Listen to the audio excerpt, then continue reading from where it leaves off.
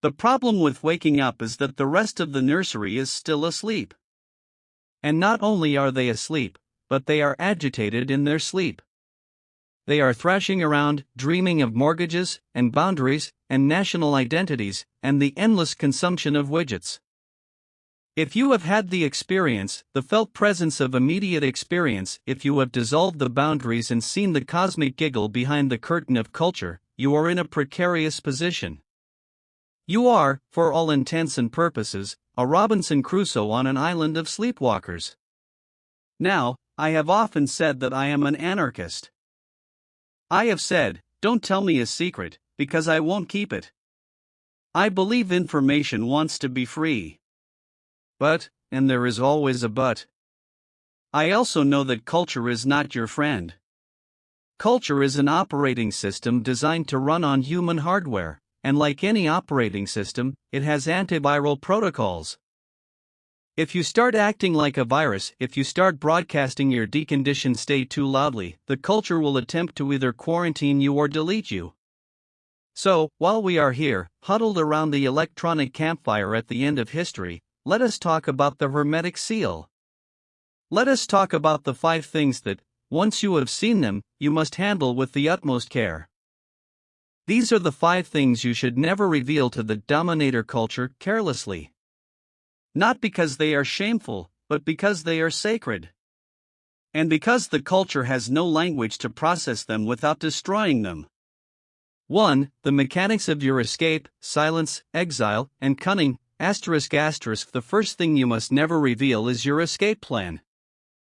James Joyce, a man who understood the labyrinth of language better than anyone, gave us the formula: silence, exile, and cunning. When you realize that culture is a game that is being played on you, rather than by you, the immediate impulse is to stand up in the middle of the crowded theater and scream, "Fire!" It's all fake. The screen is just light projected on a wall. Do not do this. If you tell your boss, your tax collector, or your conventionally religious aunt that you have unplugged from the social contract, you are not liberating them, you are threatening their reality tunnel. They will not see you as enlightened, they will see you as malfunctioning. If you have decided to build your own raft, to sail away from the assumptions of the tribe, whether that means moving to a hut in Hawaii to grow cherimoya, or simply mentally checking out of the rat race while still sitting at your desk, keep it to yourself.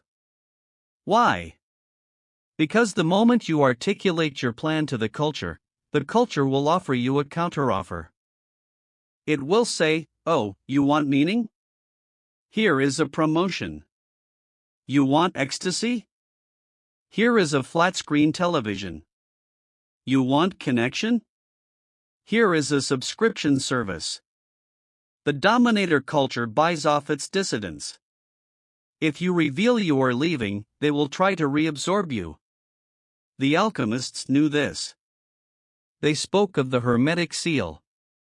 The vessel must be airtight for the transformation to occur. If you open the lid to show everyone how the lead is turning into gold, the heat escapes, and the reaction stops. Be cunning. Smile. Pay your taxes. Tip the waiter. But internally? Be gone. Be completely elsewhere. 2. The specific content of the other, the ineffable, ****. The second thing you must safeguard is the specific content of your visionary experiences. This is a difficult one, because when you come down from 5 dry grams in silent darkness, or when you return from a deep meditation, you want to call everyone you know. You want to say, "I saw jeweled basketballs dribbling themselves into existence. I met entities that spoke in colored ribbons of liquid syntax." But you must understand, English was not designed to describe the hyperdimensional reality of the Elf Dome. When you try to download the holy other into the low bandwidth connection of mouth noises, you inevitably compress the file. You turn the transcendental into the trivial. You tell your friend, "I saw God," and they hear, "I had a hallucination." You say, "I felt the unity of all things," and they hear, "He's having a breakdown."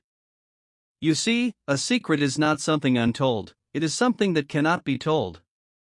When you try to force the ineffable into words, you strip it of its power. You turn a living mystery into a dead dogma. This is how religions are born, and this is how spirituality dies. Someone has a direct pipeline to the divine, they write it down, and suddenly we are arguing about the spelling rather than feeling the fire. If you have met the other, if you have danced with the machine elves, keep that relationship personal. It is your data point. It is your gnosis. Share the technique, yes. Tell them how to build the telescope. But do not try to describe the galaxies you saw. They must look through the lens themselves. To describe it is to domesticate it. And these things, they are wild. 3. Your total lack of belief, the anarchist epistemology, ***. The third secret is your epistemological agnosticism. Or, in plain English, don't tell them that you don't believe in anything. The awakened person realizes that belief is a toxic habit. Belief is what we do when we don't know. I don't believe the lights are on in this room, I experience it. I don't believe in the psychedelic experience, I am overwhelmed by the evidence of it. But out there, in the mundane world, people run on belief. They believe in the economy. They believe in the party. They believe in science with a capital S, or religion with a capital R. They need to know whose team you are on. If you reveal to them that you view all models of reality as provisional, that you see their most cherished truths as just rules of a game, you become a monster to them. You become unpredictable. And the one thing the herd cannot tolerate is the unpredictable element. If you tell a Marxist that history is a fluid hallucination, he will hate you. If you tell a fundamentalist that God is a concept evolution uses to bind societies, he will cast you out. So, wear the mask. When you are with the Romans, do as the Romans. Nod your head. But deep down, hold on to the primacy of direct experience.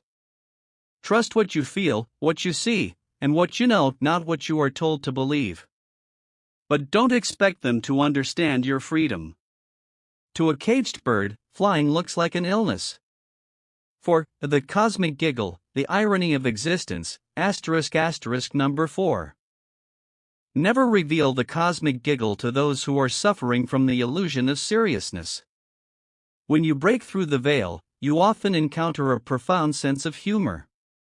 You realize that the universe is not a tragedy, nor a test. It is play. It is a game of hide and seek that the divine is playing with itself. You realize that death is the curtain call, not the end of the show. This realization brings a tremendous lightness of being. It makes you want to laugh at funerals. It makes you want to giggle during political speeches. But you must constrain this urge. Because to those who are still trapped in the drama is real. Their pain is real. Their mortgages are real. Their wars are real. If you laugh at their reality, if you tell them, relax, it's just a ride, as Bill Hicks used to say, they will not thank you. They will crucify you. Compassion requires that you respect the illusion of others, even as you see through it. You don't walk into a kindergarten and tell the children that their dolls are just plastic. That's cruel. You play tea party. You pour the imaginary tea. Keep the cosmic giggle to yourself. Let it be the secret warmth in your belly that keeps you smiling when the world goes mad. But do not mock the suffering of the sleepers. Use your lucidity to help them, not to dismiss them. 5. The location of the source, your autonomy, ***, and finally, the fifth thing. The most dangerous thing of all. Never reveal that you have found the source of authority within yourself. We are taught from birth that authority comes from the outside. It comes from the Pope, the President, the expert, the guru, the book. We are raised to be consumers of truth, not producers of it. When you wake up, you realize that the only valid moral compass is your own intuition. You realize that you are the co-creator of reality. You realize that you do not need an intermediary to talk to the divine. This is the ultimate heresy. This is what got the Gnostics burned. This is what gets the shamans exiled. Dominator culture relies on you feeling small. It relies on you feeling incomplete. It needs you to need them. If you reveal that you are sovereign, that you are a universe unto yourself, complete and whole, you render the entire structure of society obsolete. They will try to diagnose you. They will try to medicate you. They will tell you that you have delusions of grandeur. So, keep your sovereignty a secret. Do not brag about your power. Exercise it. Create art. Create communities. Love who you want to love. Plant the plants you want to plant. But do not ask for permission, and do not explain yourself. The moment you ask for permission, you have given your power away.